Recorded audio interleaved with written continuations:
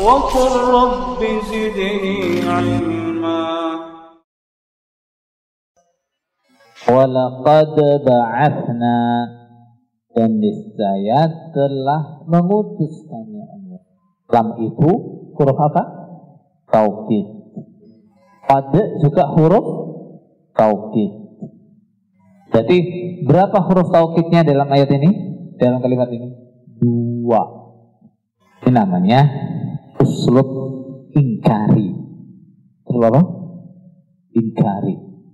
Maksudnya metode yang digunakan untuk orang-orang yang ragu-ragu atau nggak percaya. Metode seperti ini juga digunakan ketika sesuatu yang disampaikan itu kemungkinan besar tidak dipercaya. Biasanya kan kita tahu orang itu nggak percaya setelah kapan? Setelah kita ajak omong dia nggak percaya. Itu lah. Itu kita menyampaikan sesuatu kepada dia biasanya dengan cara apa? Menggunakan uslub ingkari. Dengan cara apa? Sumpah. Pokoknya tenan loh, tenan. Nah itu berarti apa? Kalau saya sudah ngomong tenan loh, gitu. Demi Allah, gitu. Itu menunjukkan apa? Yang teman bicara saya itu dia nggak percaya. Terus saya khawatir dia nggak percaya. Tentu fi kulli ummatin, di dalam setiap umat itu apa? Umat itu bisa bermakna golongan, bisa bermakna generasi. Rasulan pada seorang utusan. An itu apa? Huruf taksir. An maksudnya, tujuannya, risalahnya, u'budu, menyembahlah kalian Allah pada Allah. Wajtanibu, dan menjauhilah kalian at-taghut pada taghut. Niscaya sungguh aku telah mengutus seorang utusan pada setiap umat. Betul itu, gitu ya. Tenan itu. Kalau kalian ragu-ragu, benar itu, benar. Dan terus utusan-utusan itu apa misinya? Apa yang harus disampaikan? Namanya Rasul, utusan itu harus ada yang apa? Ada yang dibawa, ada yang dia sampaikan. Gak mungkin dong saya ngutus seseorang tanpa ada utusan. Gak mungkin. Apa? Risalah, misi, pesan yang disampaikan oleh para Rasul itu. Semua membawa pesan yang sama. U'budullaha wajtanibut taghut. Ibadahlah kepada Allah dan jauhilah taghut. Kita lihat syarahnya. Kalimat ba'athna artinya adalah arsalna, telah mengutus kami. Nah, kalimat bi'tsah itu kadang artinya apa? Membangkitkan. Dan bi'tsah yang dimaksud di sini adalah apa? Mengutus.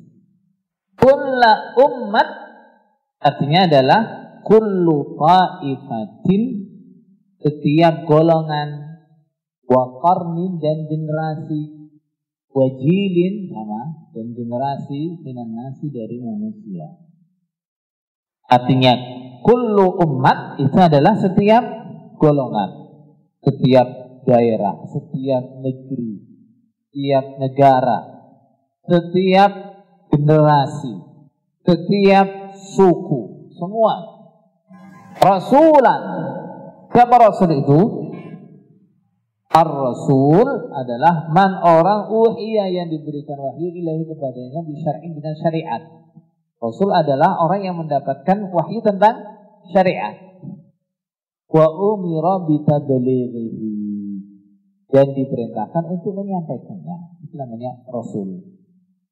Kalau dia dapat wahyu saja tapi tidak diperintahkan untuk menyampaikan, namanya siapa?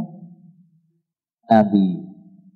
U'budullah artinya afriduhu bil ibadah, memurnikanlah ibadah kepada Allah. Wajtanibu artinya apa? Utruku, tinggalkan. Fariku, memisahilah. Artinya ijtanibu. Kita suruh meninggalkan, kita disuruh menjauhi, kita suruh memisahi. At-taghut itu mustaqun, dipecah, minat tughyan, dari kalimat tughyan. Taghut itu adalah pecahan dari kalimat atau dari kata tughyan. Apa artinya tughyan? Wa huwa mujawazatul had. Tughyan itu artinya melampaui batas. Fa kullu ma'ubida min dunillah wa huwa radin bil ibadah wa huwa taghut. Segala sesuatu yang disembah selain Allah dan dia ridho disembah, berarti dia adalah taghut. Kalau enggak ridho berarti dia bukan taghut. Contoh Isa juga disembah. Apakah Isa taghut? Bukan. Nah, Uzair disembah. Apakah Uzair taghut? Bukan. Malaikat disembah. Apakah malaikat itu taghut? Bukan. Kenapa? Mereka tidak ridho disembah. Kalau kemarin kita sudah mengkaji, ngerti definisi taghut yang lebih umum dari ini. Apa itu?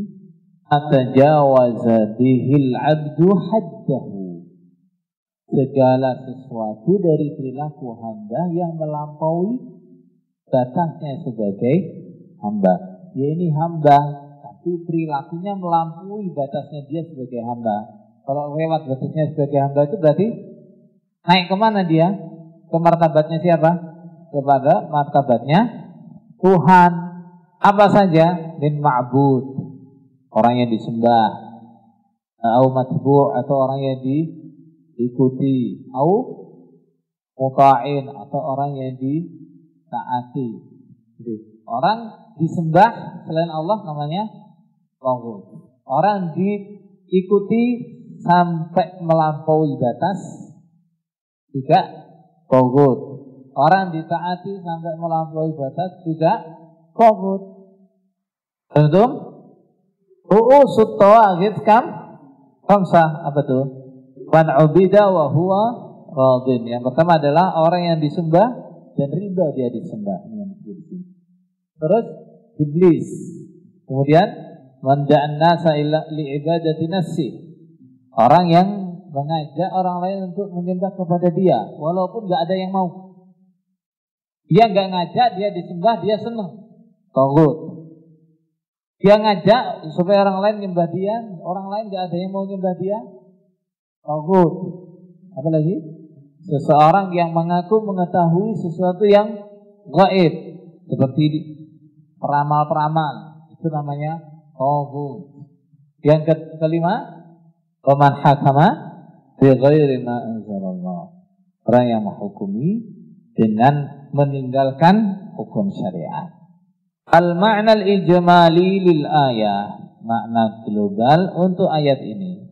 Annallaha subhanahu yukhbir. Allah menghabarkan. Apa yang dikabarkan? Annahu arsala fi kulli qa'ifatin wa qarnin minan nasi rasulah.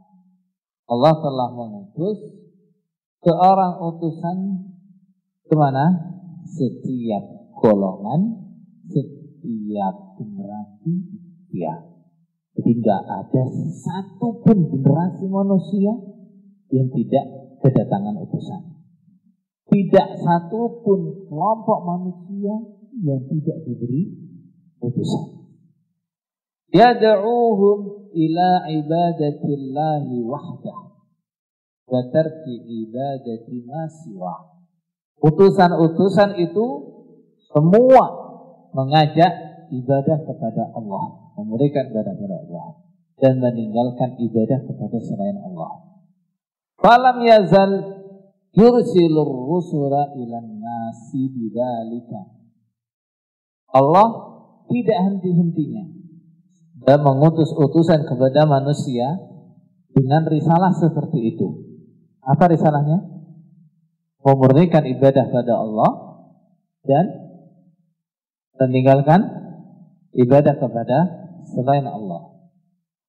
Mundu hadatsa syirku fi bani Adam, semenjak terjadi syirik di kalangan anak Adam. Kapan pertama kali terjadi syirik? Fi ahdi Nuh, di zaman Nabi Nuh. Jadi sejak pertama kali Allah mengutus Nabi Nuh, terus Allah mengutus utusan ila an khatamahum bi Muhammad sallallahu alaihi wasallam. Baik, utusan itu Allah ditutup, diakhiri dengan terutusnya Nabi Muhammad sallallahu alaihi wasallam. Setelah Nabi Muhammad tidak ada lagi utusan.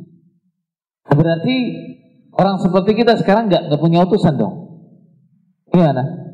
Nabi Muhammad karena dia adalah utusan yang terakhir dan oleh Allah diutus untuk semua manusia sejak zaman beliau sampai hari kiamat, Allah memberikan keistimewaan padanya yang menjadikan kita tidak punya alasan bahwa saya belum pernah kedatangan utusan. Salah satu keistimewaannya apa? Al-Quran.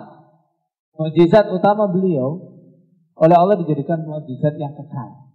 Al-Quran ini akan terus terjaga kemurniannya, gak akan dikurangi, gak akan ditambah sampai hari kiamat. Sehingga tidak ada orang dari kalangan umat Nabi Muhammad yang bisa beralasan belum ada Rasul yang datang kepada saya. Munasabatul ayati lil bab.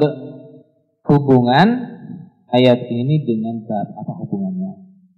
Anna da'wata ila tauhid, sesungguhnya dakwah mengajak kepada tauhid, wan nahya 'anil syirik, dan melarang dari syirik, dia muhimmatu jami'ir rusuli wa atba'ihim, adalah misi. Muhimmah itu misi. Misi semua rasul dan pengikutnya. Berarti dakwah yang paling utama, dakwah yang paling besar, dakwah yang paling apalagi penting, dakwah yang paling pokok apa tuh? Mengajak kepada Allah. Buktinya apa buktinya? Semua rasul sejak zaman Nabi Nuh yang pertama kali diutus sampai zaman Nabi Muhammad semua mendakwahkan tauhid. Tentu. Terus enek wong Islam ngomong, aku gak usah tauhid. Itu paling gak ngerti tauhid itu Pak. Jadi maklum. Dan dia itu yang ngaji tauhid tapi gak ngerti kalau yang dikaji itu tauhid. Ma yustafadu minal ayah, yang bisa diambil faidah dari ayat ini. Sama annal hikmatan min irsalir rusul hiya da'watu ila tauhid wan nahyu 'anil syirik. Hikmah, tujuan utama Allah mengutus para rasul adalah berdakwah, mengajak kepada tauhid dan melarang syirik. Adalah tujuan utama Allah mengutus para rasul. Yang kedua, anna dinal anbiya'i wahid, agama para nabi itu satu, sama. Apa itu? Wa huwa ikhlasul ibadati lillah wa tarki syirik, yaitu memurnikan ibadah kepada Allah dan meninggalkan syirik. Wa ini khalaqat syara'i'uhum, walaupun syariat mereka berbeda-beda. Syariatnya mungkin ada yang tidak sama, tapi akidahnya sama, dasar agamanya sama. Apa itu? Memurnikan ibadah kepada Allah dan meninggalkan syirik. Dikatakan inna ad-dina 'indallahil Islam. Agama yang diakui oleh Allah hanya satu. Apa itu? Islam. Apa makna Islam? al-istislamu lillahi bitauhid wal inqiyadu lahu bitta'ah wal bara'atu minasyirki wa ahli. Menyerah kepada Allah, prakteknya mengerjakan tauhid, wal inqiyad lahu bitta'ah, tunduk kepada Allah, prakteknya taat, wal bara'atu minasyirki wa ahli, dan berlepas diri, memisahkan diri dari syirik dan orang-orang syirik. Itu artinya Islam. Inna dina indallahil Islam. Agama yang di sisi Allah, yang diterima oleh Allah, itu hanya satu, Islam. Annar risalata ammat kullal umam. Yang ketiga, bahwa risalah itu telah mencakup semua umat. Maksudnya gimana? Semua umat sudah kedatangan Rasul. Wa qamatil hujjatu ala kullil ibad. Wa qamat, dan telah berdiri apalah hujjatu hujjah ala kullil ibad, atas setiap hamba. Ya, tidak ada lagi hamba yang bisa beralasan sebelum kedatangan Rasul. Antaqulu ma ja'ana min basyirin wala nadhir. Faqad ja'akum basyirun wa nadhir. Jangan lagi kalian bilang belum ada utusan datang kepada kami. Faqad ja'akum basyirun wa nadhir. Kalian semua sudah kedatangan utusan. Sehingga itu sudah cukup menjadi hujjahnya Allah untuk menyiksa orang-orang yang kafir di hari kiamat. Yang keempat, idhamu sya'nit tauhid wa annahu wajibun ala jami'il umam. Besarnya masalah tauhid. Masalah tauhid itu masalah yang besar. Wa annahu wajibun ala jami'il umam. Dan tauhid itu wajib untuk semua umat, enggak ada yang terkecuali. Yang kelima, fil ayati ma fi la ilaha illallah minan nafyi wal itsbat. Ayat ini menunjukkan makna yang ada dalam kalimat la ilaha illallah. Kalimat la ilaha illallah mengandung dua makna, dua rukun. Apa itu? An-nafyu wal itsbat. Apa artinya nafyu? Nafyu jami' ma yu'badu min dunillah. Menafikan, tidak mengakui semua yang disembah selain Allah. Karena isbat apa? Isbatul ibadati lillahi wahdah. Mengakui, meyakini wajibnya ibadah hanya kepada Allah. Ayat ini mengandung pengertian yang sama dengan kalimat la ilaha illallah. Gimana tuh? Kalimat u'budullah itu adalah apa? Isbatul ibadati lillah. Wajtanibut taghut itu adalah nafyul ibadah kepada siapa? An kulli ma yu'badu min dunillah. Fadallat ala annahu la yastaqimu tauhidu illa bihima jami'a. Maka ayat ini menunjukkan bahwa tauhid itu tidak akan tegak, tidak akan wujud kecuali harus ada keduanya semuanya. Keduanya harus ada semuanya. Apa itu? An-nafyu wal itsbat. Jadi orang dikatakan bertauhid kalau sudah memenuhi dua makna ini, an-nafyu wal itsbat. Wa anna an-nafyal mahdha laisa bitauhid. Hanya menafikan ibadah dari selain Allah saja itu belum dikatakan tauhid. Saya yang mengatakan, kok kayak aku mau nyembah berhala, aku mau nyembah selain Allah, itu sudah tauhid? Belum. Wal itsbatal mahdha laisa bitauhid. Begitu juga mengakui kewajiban ibadah kepada Allah juga belum cukup dikatakan sebagai tauhid. Sudah dikatakan bertauhid, bilang gimana? Lengkap dua-duanya itu. Saya enggak mau ibadah kepada selain Allah, dan saya mau beribadah, sanggup beribadah kepada Allah saja. itu baru namanya tauhid. Jadi kalau nggak nyembah selain Allah, tapi nggak mau nyembah Allah, namanya apa? Kafir.